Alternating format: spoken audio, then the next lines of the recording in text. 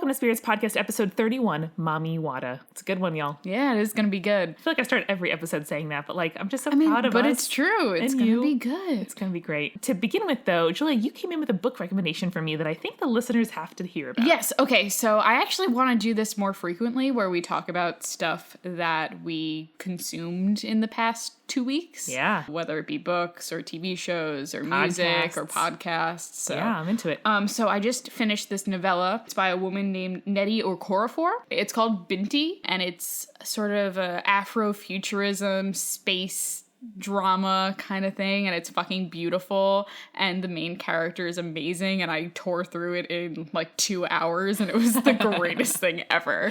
Amazing. And I wanted to recommend this week my favorite murder, which probably all of you have heard of. Probably. But just in case there's one or two of you who really likes talking about kind of macabre, kind of nerdy subjects, two, friends who are women talking about things. That and sounds just familiar. Being really, funny and open and kind of dark about stuff. My favorite murder is so good. It is. And I just binged their back catalog. I started listening, roughly a year ago, but had listened to the first few episodes, and oh god, it's so good. I'm glad you finally got around to it.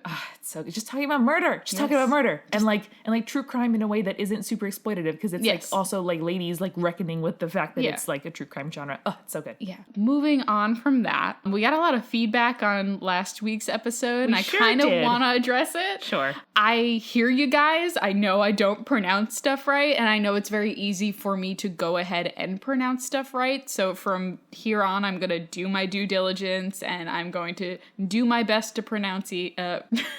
I'm just going to leave that in. Yeah, thank you so much. No, you're welcome. I'm going to do my best to pronunciate and correctly. Pronounce stuff correctly. Yes, we want to learn shit here. And even though it's us drinking and chatting, and we do that literally not every day, the drinking part, but we chat every day. But we chat every day. So I think it's easy for us to just be like, oh, it's just casual, it's just chatting, it's fine. But there are, tens of thousands of you, which is so incredible and flattering. And we definitely want to do our due diligence and do our best to represent these myths. Yeah, we don't want anyone thinking that we're looking down on anything or we're disrespecting the cultures that we're talking about. Yeah, not giving it its due time, which we want to do. We definitely are going to consider that and do our best going forward. We sure will. And do you know what helps us do that, Julia? I do know what helps us do that. Money. Patrons. Being able to treat this show like the part-time job that it's been for over a year now. Yes. Thank you first and foremost to our supporting producer-level patrons, Leanne Davis, Shannon Alford, Phil Fresh, Catherine Addington, Christina Rogers, and Dorian Schuler Teach Out. We love you so much, and we are so grateful for your ongoing support, but also it's so great when we can add people to the family, and we have had several join in the last 2 weeks. Ben Griffin, Nocturnal Druid, God, I love your name. Such a good name. Christian, friend of the show and upcoming guest, Maggie, Jessica, and Wendy. Thank you so much for joining. Rock, you are the half mermaid serpent spirits of our hearts. Ooh. And which half's mermaid? Which half's serpent? You'll find out. Please never shake your shoulders at me like that again. I just did the Shaquille O'Neal shoulder shake at Amanda, and she did not like that at all. You did. Beautiful. So listen, y'all, if you haven't joined us on Twitter and Facebook, we post amazing GIFs all the time. Julie does a classical art meme Friday that it doesn't have a name yet, but it's just super fucking exciting.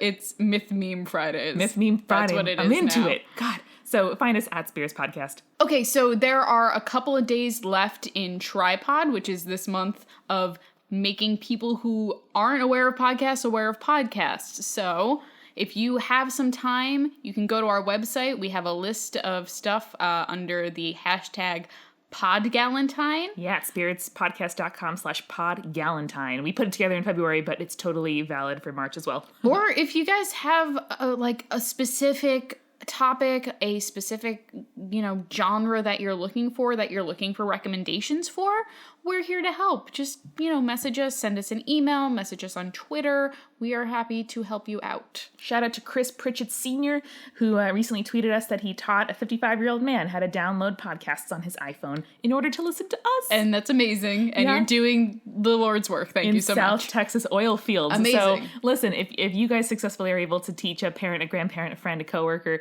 a baby cousin who doesn't know what these RSS feeds are all about, how to listen to podcasts, totally let us know, and we will shout you from the rooftops. My grandma listens to our podcast. Hi, Grandma. She usually asks me to stop cursing so much. Grandma, I'm really sorry. It's all my fault. And I'm looking forward to having dinner with you this summer. Love you. Love you too. That's about it, right? Yeah, let's do it. I was going to do your part there. Let's do it. Oh my gosh. No, I'm not going to do it now. I was going to say, that would feel kind of weird on episode 31. Go ahead. All right, folks. Enjoy Spirits Podcast episode 31, Mami Wata.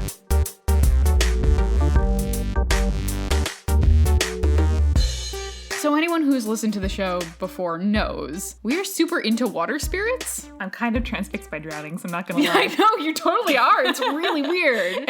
last episode we talked about like how every Irish person knows a family member who's drowned, and someone tweeted me like, I have 2 family members who drowned. There we go. And my first response to the tweet was good, but then I was like, no, not good, not good. What I meant. What's good is that I'm not alone, but what's bad is that like your 2 family members drowned, and like so did mine, and I'm so sorry. Not so great.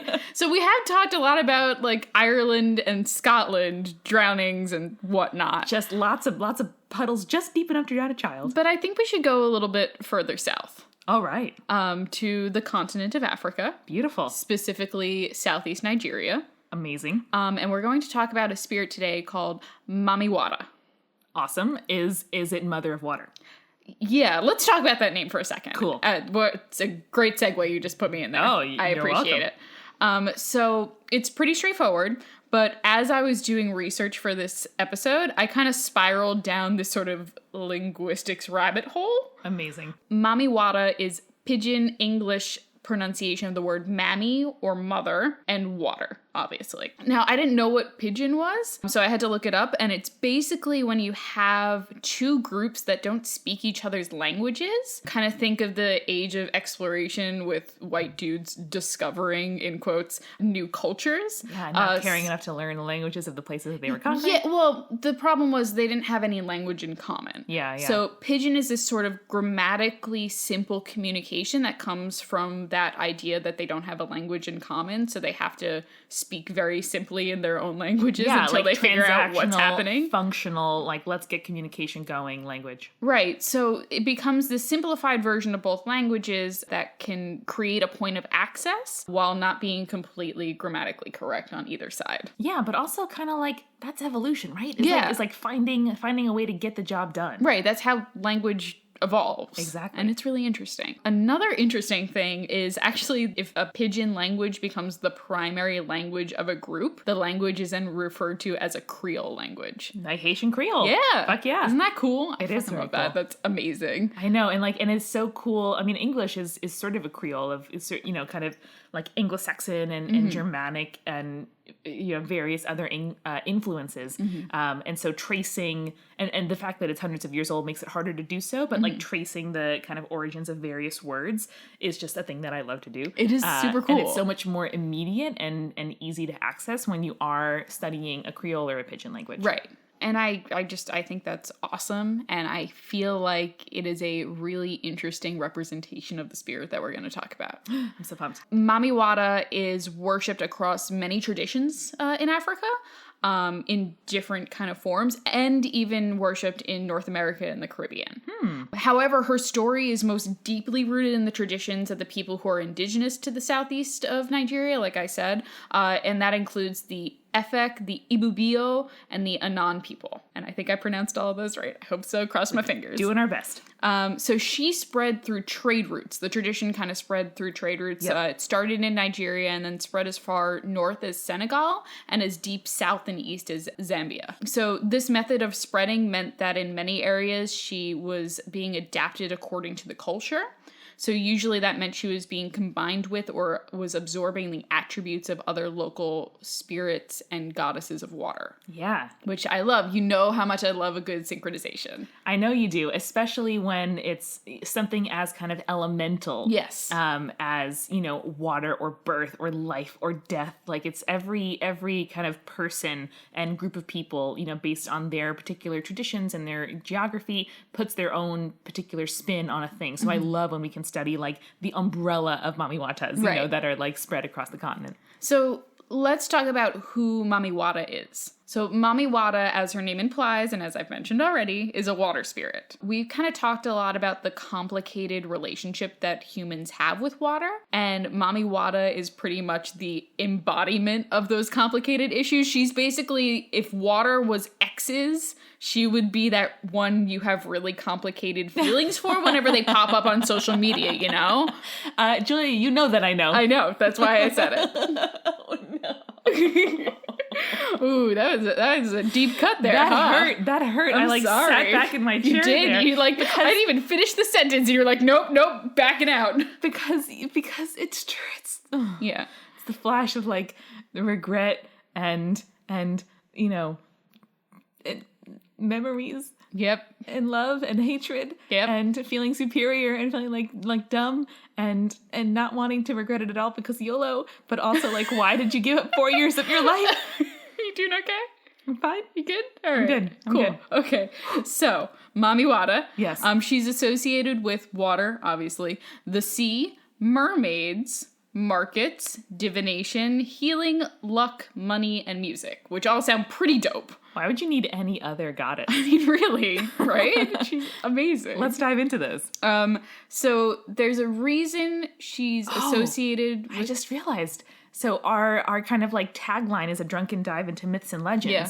And we didn't even know that water spirits were going to be so our jam when we made that tagline. Damn. And so here we are. Go us. Do you know what I want? What? I want a t-shirt of various water spirits. Yes. All like gathered around us. Yes. I just want like a pool party with water spirits. Fucking Someone yes, make this for us. And like modcloth bathing suits. Oh my god. Oh my so god. Cute. With like a Selkie and a Kelpie just like petting each other's hair. can't. Oh my god. Artists, we know you're listening. We just want fan art. It would be so cute though. Okay. So the reason I listed mermaids in that mix there in case you didn't catch it. Yep. The reason she's associated with mermaids is because of her appearance in most stories. Okay, So which is what? in many stories, she is a mermaid-like figure. Usually she has a woman's form, which is naked from the waist up. Okay. And then the lower part of her body is either a fish or a serpent. Ooh. Yes, because in Africa they have anacondas, and other serpents that are also aquatic as well as daddy serpents. Yes, that are aquatic as well as living on land. What? You didn't know anacondas were aquatic? They like swim across rivers and stuff. Oh god. Did I just ruin all water for you forever? I thought like piranhas were bad enough and like parasites that could get in through your vagina. But now we have to talk about fucking partial water. Yeah. Yeah. You You Why okay? does that exist? Because nature is cruel. Oh my god. Julia, you've like brought back all kinds of specters on me in the last so 2 minutes. Sorry. I'm gonna need a drink. Okay, well, keep drinking. I will. Keep drinking, old man. Keep drinking, old man. Drank the whole night through. Okay, so the association with her being part fish or snake is actually linked to the fact that historically West Africa has a lot of manatees in the rivers, which I love manatees. Manatees are adorable. They are. They used to be my favorite animal as a sea child. cow. Yeah, sea cows, adorable. It's the cow of the CCC. The assumption is that a lot of times these manatees, adorable sea cows, were in the shadows of rivers confused for mermaids. Exactly. If you're a sailor and you've been away long enough and you're like, wanting enough, Sure. any vaguely oblong shape is going to look like a woman. I'll just fuck it. It's fine. Interestingly, a lot of the cultures in West Africa call manatees Mami Watas. Huh. Which is adorable. I think that's Adorbs. real cute. That's how she looks in some stories. In other stories, she's just a human looking woman, but she's usually either decked out in expensive baubles, so like watches, necklaces, pearls, that sort of thing, or she has a snake wrapped around her waist and its head is resting between her breasts. That sounds so badass and great. So the snake is actually super important because it's both a sign of her divinity and a nod to the fact that she's also related to divination. Divination meaning the finding of water. No, like seeing the future. Oh. Yeah. Which I think is cool. So she... That's dowsing. Is Yes, finding water. dowsing is Okay, what you're all thinking right. of. Got it. So depending on the area, she can either have anything from straight to extremely curly hair, but it's usually combed back. back, which is supposed to be a sign of her opulence. And even in some stories, she takes the form of a man so she can walk through the markets and streets of local towns. Yeah, depending on like the culture and kind of social norms. But more often or not, she's portrayed as a woman. But let's talk about her stories. You know, she's seeming pretty cool so far. We're into it. I know, the appearance is pretty great, and I can see why I Googled the name earlier to make sure I was spelling it right, and the first Google autocomplete was Mami Wata tattoos. Yes. Which maybe it's because I've been Googling tattoo stuff a bunch, such as like what level of flaking is normal for a color-shaded tattoo. I'm just raining blue and green all over my couch. Are you at a good level of flaking? I am at peak flake Okay. when it comes to my new tattoo. But it's an acceptable level of flaking is my issue. Yeah, no, Okay, it's acceptable. No, it's totally fine. Follow me on Spirits Podcast to see a photo of it. Anyway, and yeah, so apparently there's lots of dope Mami Wata tattoos. And because she's amazing, and you'll see why. Yes. So in most stories, Mami Wata comes across people, usually followers, but sometimes they're just random people who are swimming or boating in her waters. She abducts them. Okay. And then brings them to her gorgeous, beautiful realm, which is either underwater, in the spirit world, or both. That sounds great, and it makes a lot of sense to me that the spirit world would be underwater. Yeah, because it's like it's inaccessible, it's huge, right? Like it's multitudinous.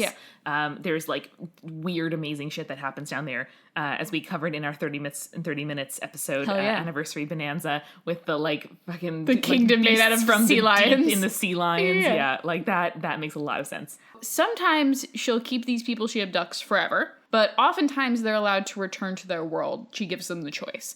When they return, their clothes are dry, cool, and they've come to a better spiritual understanding of the world.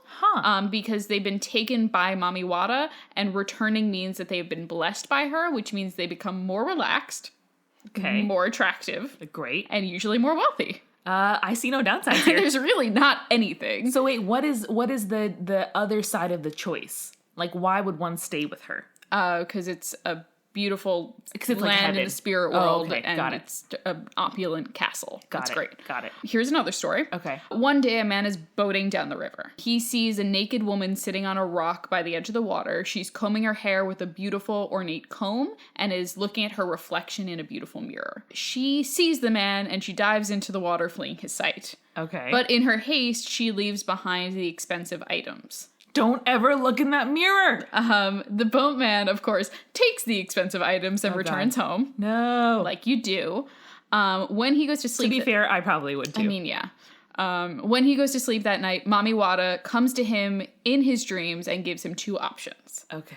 Return the items and be sexually faithful to her, or suffer bad fortune for the rest of his life. Best case scenario, he returns the items and only sleeps with her forever. Yes. Okay. The man, of course, returns the items. Was this snake Mami Wata or fish Mami Wata? I feel like that would make a difference. I feel like it was human Mami Wata. Okay. Because they're gonna have sex, and he probably isn't fucking a fish. I don't know. Maybe that's his thing. That was my question. I don't yuck a yum. I don't yuck a yum. Okay, so the man, of course, he returns the items and is visited often by Mami Wata and grows wealthier and healthier each time she returns. Oh my god. She's great. It's like the opposite of a succubus. It 100% is, and I wrote that down in my notes. Oh my god, really? Okay, so which leads to this really interesting concept of sexuality that comes to Mami Wata, because Mami Wata is also associated with sexual liberty and stuff like that. This is a goddess who is associated with sex and love in a positive way, not like a weird seductress succubus kind of way. So rare. But she also insists on sexual fidelity for her lovers. Huh. Which, like, obviously, like, bending the kind of normal, statute of things where there's, like, a male patriarch and many women who are expected to be faithful to him, and he can, kind of do whatever. She is basically the opposite of our beloved fuckfather, my boy Zeus. Wow. She is the fuck mother. She is the fuck mother, but, like, in a good way. In the best way. Which I'm super into. I feel like culturally there's always this double standard of a dude can sleep with as many women as he wants and he's a player and that's cool. But if a woman does it... Which is also like super destructive to men who don't necessarily want to live up to that thing or like feel a lot of pressure and like it sucks for everybody. Right. And if a woman does it, she's slut shamed. Right. But this is kind of that divine opposite and I'm so about it. So good. She so sets the curve against which Zeus's fuckiness is like graded. Yes, 100%. She is the 1, he is the 10. Yeah, on a scale of 1 to Zeus, how much of a fuckboy is this fuckboy? Or on a scale of 1 to Mami Wata, how amazing is this woman that you want to be like? Yes. Yeah. God, I love it so much. So good. So then we move on to her aspect of healing. Okay. Like I mentioned before, the people in her favor tend to lead healthier, longer lives. Amazing, which also, like, being sexually satisfied and, like, happy and healthy, you know, like, and wonderful. That shit all goes hand in hand. Yeah. So interestingly, It's kind of like the secret about which we texted earlier today.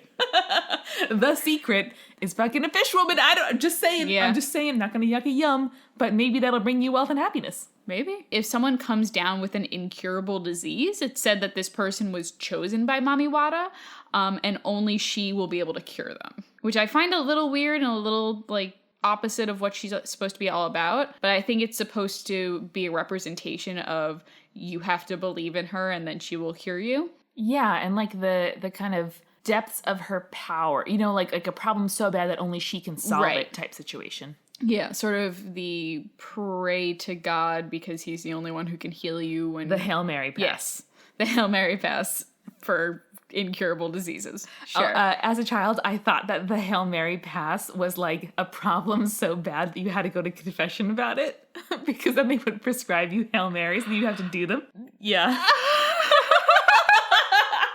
I didn't know it was a football thing until probably I was like 17 and on Tumblr and saw it as related to Friday Night Lights. I'm sorry, what was that thing that it was related to? Friday Night Lights? Okay, I thought you just said Friday Lights. I'm like, that is not what it's called at all. You're missing a key word in there. Okay, sorry. But it makes a certain amount of sense because for people who aren't Catholics, like you do something really bad and like you're so eaten up with guilt about it, which is just your natural life state. That Irish Catholic guilt. Because you have to go to Father Gallagher and talk to him about what you did wrong. And he's like a kind of creepy dude. He's still alive, by the way. Yeah, I never found him kind of creepy. But just I don't know. Just like the concept of confession can be creepy. I don't want to just like talk about all my bad thoughts to an older guy who I'm going to see in the Associated Supermarket later. Yeah, that's true. I know. Anyway. Okay. Point being, they would prescribe you prayers and Hail Mary and like various things to do, acts of penance, and then you would be absolved of your sins. And so I thought that like when you have to like do the Hail Mary pass, y'all, like do the Hail Mary. It's about like it's so bad that you have to go to confession and like seek in the middle of a football game. just like a politician just try something crazy and stuff. It's like, oh my god, well, they must have. I don't know. He was Catholic, but he must have gone to confession and just like tried really hard and like went. Younger you is such a fucking nerd, man. I love you. Thank you. Okay, getting back to Mami Wata and her healing and everything after that ridiculous Hail Mary bullshit. Barren women were often associated with praying to Mami Wata, who was also supposed to be barren. However, Mami Wata was less likely to cure this affliction because if a woman was to give birth and become a mother, she would be spiritually distant from Mami Wata. A woman who has a child is more likely to lose favor with the goddess by having children. Wow. Yeah. That's a really interesting like complication to introduce to a goddess who is otherwise just like pretty dope, breaking the patriarchy, you know, and just like living her life. Right. Because I find it frustrating when there's a like spinster aunt character who like is either evil or creepy, and those characteristics are sort of chalked up to the fact that she like never married or never had children. Like those are meant to be like, oh, like she's unfulfilled in like the most important ways, and so therefore she's like evil / weird / creepy / kind of whatever. Right, breaking the societal norm, which is the same thing that happened with the Salem witch trials. Most of the women who were accused were ones who didn't have children, or single, or married late, or were like married but like away from their husbands and stuff. Right. And so, point being, like, if she's otherwise like really great and in charge of her own life, I don't want to think that those things are only because she is like barren, and is only able or kind of excused to live this errant life because she is like physiologically, it's quote unquote incapable of like living up to the expectation. Right. I feel that. That is definitely a downside. On the other hand, maybe she's just like a complicated character. Yeah, and everyone should be. Yeah. So we're going to talk a little bit about her worship now. So her worship is extremely diverse because it spans across so many cultures and continents. Yep. But one of the more interesting methods that her followers do is that they dance until they fall into a trance. Whoa. Which makes them susceptible to being possessed by the spirit.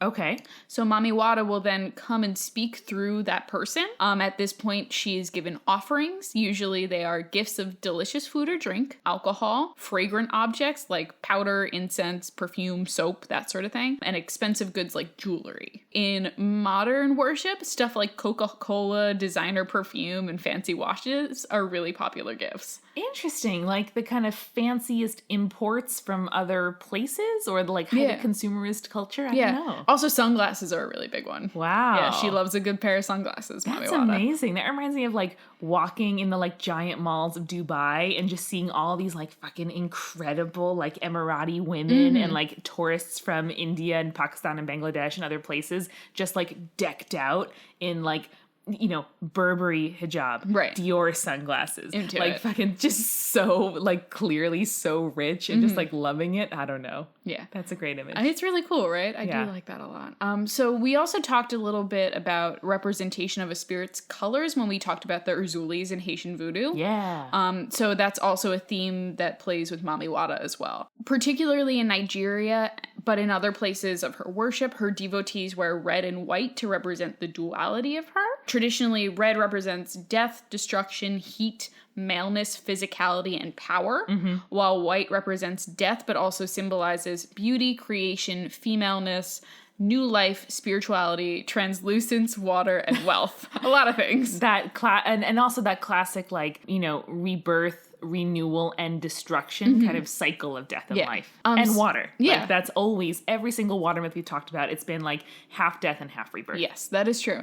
So with Mami Wata, she combines the physicality and power to her followers, and then also represents that beauty, femininity, spirituality, water, and wealth. So it's kind of like this beautiful balancing of the good with the bad. Yeah. Which I feel like represents water so well, because you have these, you know, major cities are built by waterways because they're ports of trade, and it power makes it, and wealth. Yeah, exactly. Right. All these things. But you're also experiencing things where if you go swimming in the wrong river, it's rip tides, it's strong currents, it's crazy animals that's going to eat you, like those anacondas. Tsunamis. Yeah. Don't remind me of the anacondas. I will. Julia. And maybe that is a more positive reading of this kind of like fertility question with Mami Wata. Because maybe it's about like, you know, if life deprives you of one kind of happiness and gift, maybe you can find it in another place. And so, again, we see this with like the spinster aunt archetype of like, maybe she doesn't have a traditional family and children, but she is like a fucking badass world traveling, like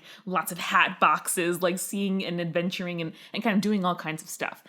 So maybe it's, you know, not the traditional necessary, like fertile and heteronormative kind of family happiness, but it's her own version of happiness and fulfillment. Right. And I also like that this character, who so often women are defined by whether or not they can give birth or not. Yeah. And we have this character who represents femininity, represents beauty, and, you know, this opulence and wealth, and isn't able to give birth. Her followers are her children, and it's absolutely beautiful. Yeah. And I love that we don't have to sacrifice one thing for another, kind of, in this method. For sure. And like, we get jealous, like people get jealous, you know? And so if the whole like appealing to her for help and then having children and being kind of more distant from her, you know, fair enough. Like that happens in life. Like you grow up and some of your friends have kids and some of them don't. And, you know, like maybe you don't want it to be true, but like the fact is like your relationship is different and your lives are taking different ways. You know, I really love when like the gods display characteristics and kind of acknowledge parts of humanity